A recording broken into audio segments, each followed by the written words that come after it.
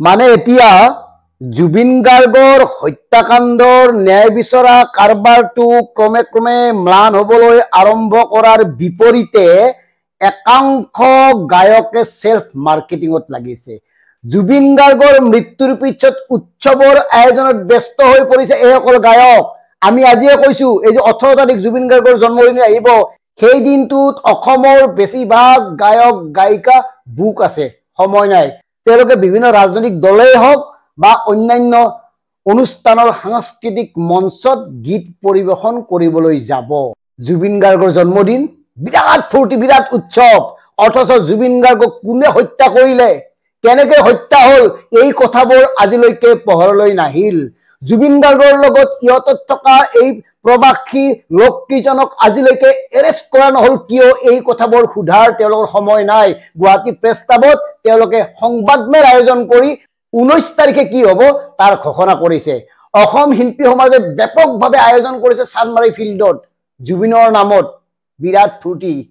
আৰে তোমালোকৰ যদি ইমানেই জুবিনৰ প্ৰতি প্ৰেম আছে, জুবিনৰ প্ৰতি ভাল পোৱা আছে, সেই দিনটোত কিয় তোমালোকে গণতান্ত্ৰিক কাৰ্যসূচী গ্ৰহণ কৰিব নোৱাৰিলা?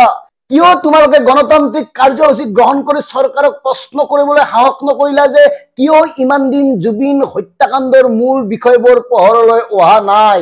জুবিন গাৰ্গৰ দৰে এগৰাকী মানুহক মাৰি পেলোৱা হল, হত্যা কৰা হল, তাৰ পিছত আপোনালোকে বিভিন্ন ফূৰ্তিত ব্যস্ত, অনুষ্ঠানত ব্যস্ত, অনুষ্ঠান নাপাতিলে নহলহেঁতেন?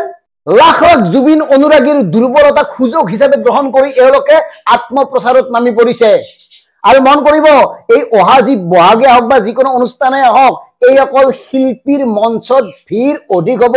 অৱশ্যে শিল্পী বুলি কোৱাত মোৰ ভুল হল, এওঁলোক কণ্ঠজীৱীৰ ভিৰ বাঢ়িব। আৰু এইসকলক আপোনালোকে চিনি থওক, যিসকলে জুবিন প্ৰেমৰ নামত গদগদ হয়, জুবিন হবলৈ চেষ্টা কৰিছে, জুবিনৰ ন্যায়ৰ নামত নিশ্চুপ হৈ আছে, তেওঁলোকক কোনো কাৰণত যাতে অসমৰ কোনো সাংস্কৃতিক ক্ষেত্ৰলৈ আমন্ত্ৰণ কৰা নহয়, এই কথাটো মনত ৰখা উচিত সাধাৰণ জনতাই। আৰু কোনোবাই যদি তেওঁলোকক আমন্ত্ৰণ কৰেও যাতে এটকাও বৰঙণি দিয়া নহয়, এই কথাবোৰ মনত ৰাখিব। এইকাৰণে কৈছো, তেওঁলোকে জুবিন গাৰ্গৰ নামত আৱেগবিভুল হৈ কেৱল নিজৰ লাভৰ কাৰণে সকলোবোৰ কৰি আছে, সকলোবোৰ অংক কৰি আছে।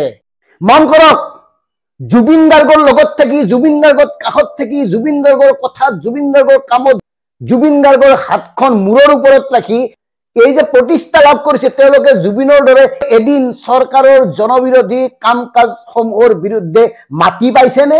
এতিয়া এনেকুৱা এটা পৰিৱেশ হল, জুবিনৰ ন্যায়টো ছেকেণ্ডাৰী হল। জুবিনৰ জন্মদিন উদযাপন কৰাটো মূল হৈ পৰিল আৰু চৰকাৰেও তাৰে সুবিধা লৈ আছে। এই যে চানমাৰী হওক বা বিভিন্ন অঞ্চলত যে মানে সাংঘাতিক আয়োজন কৰিছে, তাৰ খৰচ কোনে দিব? কোনোবা মন্ত্ৰী এম এল এৰ পৰা আনিব? কোনে দিব? কোনোবাই কওক যে তেওঁৰ পকেটৰ টকা খৰচ কৰি এই আয়োজন পাতিছে জুবিনক সোঁৱৰণ কৰি? কওক।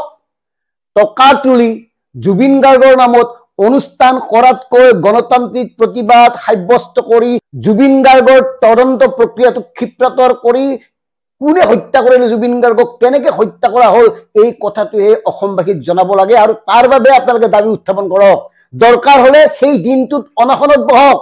যদি আপোনালোকৰ জুবিনৰ প্ৰতি টান আছে, জুবিনৰ প্ৰতি ভাল পোৱা আছে, জুবিনৰ প্ৰতি নিস্বাৰ্থ শ্ৰদ্ধা আছে, সঁচাকৈ যদি জুবিনক হেৰুৱাই আপোনালোকে ৰব পৰা নাই, আপোনালোকে চকু পানী ৰখাব পৰা নাই, তেতিয়াহ'লে চৰকাৰখনে এই যি ন্যায়ৰ নামত বিলম্ব কৰি আছে, তাক ক্ষিপ্ৰতৰ কৰিবৰ কাৰণে বাধ্য কৰাবৰ বাবে বিভিন্ন গণতান্ত্ৰিক উপায় অৱলম্বন কৰক। আৰু তাকে নকৰি আপোনালোকে কি কৰিছে, সংবাদমেল আয়োজন কৰি মানে কাৰ্যসূচীৰ কথা ঘোষণা কৰিছে।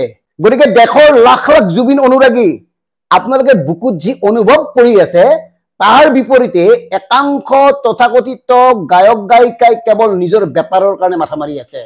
জুবিন গাৰ্গৰ দৰে এগৰাকী লোকক হত্যা কৰিব পাৰে আৰু এই হত্যাকাণ্ডত জড়িত এই লোকসকলক এনেকে এৰি দিয়া হৈছে, আৰু তাৰ পিছত তোমালোকে উৎসৱ আয়োজনত ব্যস্ত হৈ আছা।